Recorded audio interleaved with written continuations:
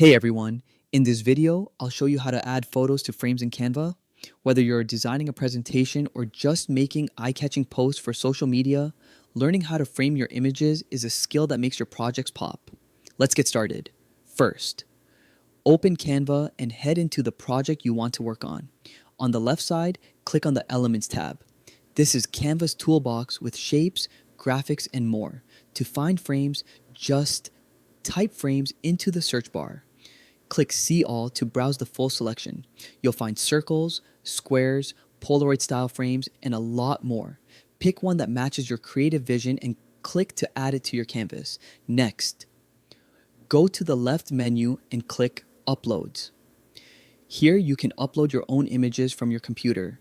Canva supports JPEG, PNG, even GIFs. Now just drag your uploaded image onto the frame. It'll snap right in, perfectly cropped to match the frame shape. If you want to adjust the focus, double-click the image inside the frame and drag it around until it looks just right. And that's it. You've learned how to add photos to frames in Canva. Try experimenting with different frame shapes and styles to bring more personality to your designs. The more you play around, the better your projects will look. Thanks for watching and keep designing.